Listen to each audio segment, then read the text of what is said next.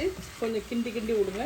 ஏன்னா சக்கரை இருக்கிறதுனால அது நல்லா பிடிச்சிரும் கீழே. இதில் கொஞ்சமாக நம்ம சுகர் சேர்த்துக்கணும். இந்த பாருங்க, சுகர் போட்டுருங்க கொஞ்சம்.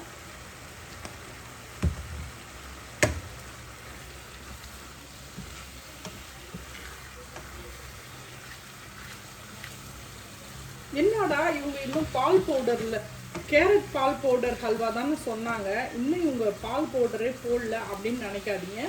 இந்த மாதிரி தண்ணி இருக்கும் போது நம்ம பால் பவுடர் போட்டோம்னா தண்ணியாக பால் மாதிரி ஆகிடும். அது மாதிரி செய்யக்கூடாது.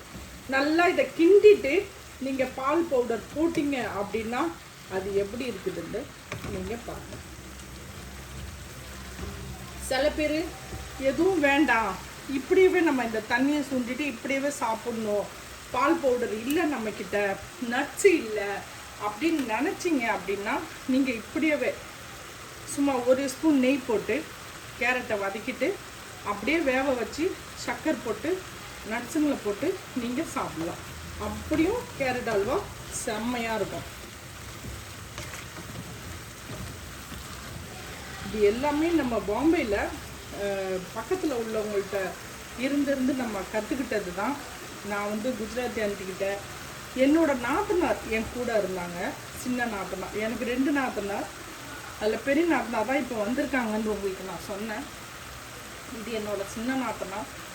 அவங்க தான் பாம்பேயில் எனக்கு கொஞ்சம் சமையல்லாம் கற்றுக் கொடுத்தாங்க. ஆனால் அவங்க இப்போ லண்டனில் இருக்காங்க.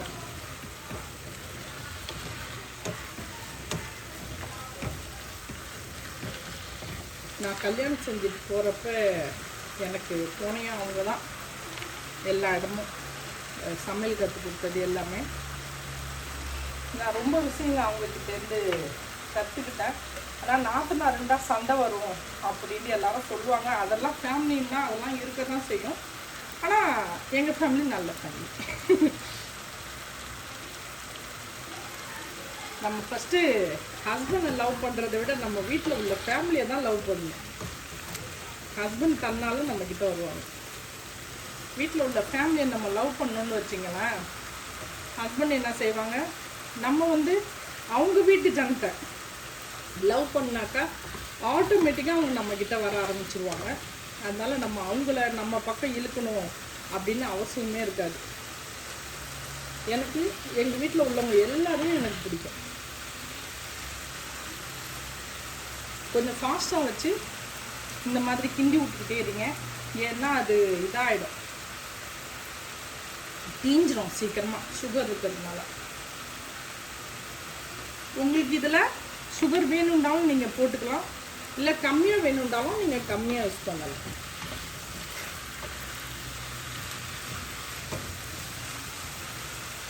இதில் ஏலக்காய்லாம் போட வேண்டாம். உங்கள்கிட்ட அப்படி இருந்துச்சுன்னா குங்குமப்பூ கொஞ்சம் போட்டுக்கலாம்.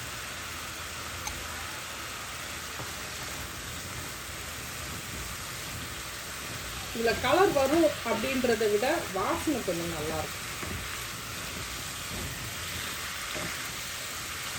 வெந்துருச்சு பார்த்தீங்களா கேரட்டு.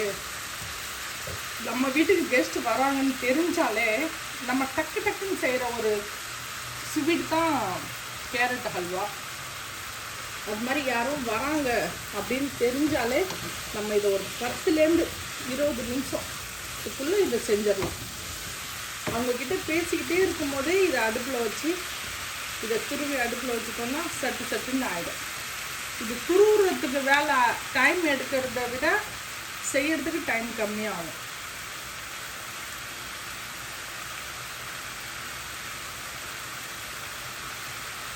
தண்ணி எல்லாம் சுண்டு வருது பார்த்தீங்களா, இந்த டைமில் நம்ம மில்க் பவுடரை போடணும்.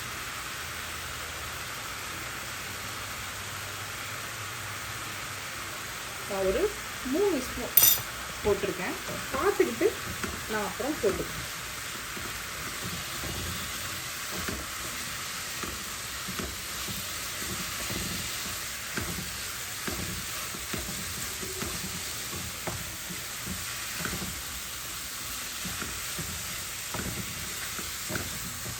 நான் இதில் இன்னொரு ஸ்பூன் மில்க் பவுடர் போட்டுக்கிறேன். அப்படின்னா 4 ஸ்பூன் நான் மில்க் பவுடர் போட்டுருக்கேன்.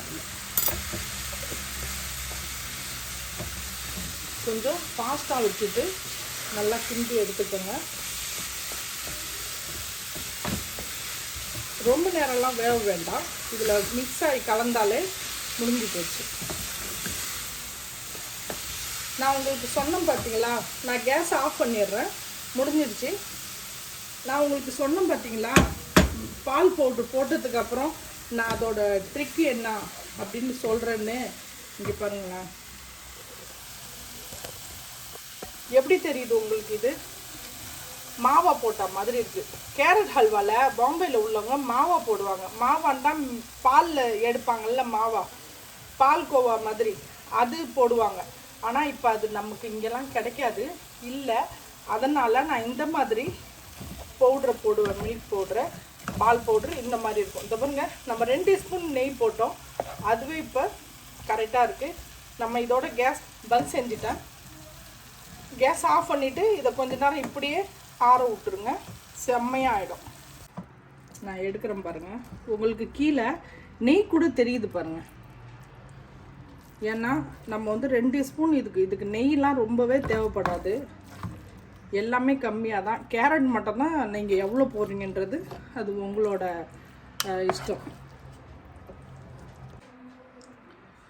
எவ்வளோ குயிக்காக ஈஸியாக நம்ம கேரட் ஹல்வா பண்ணோம்.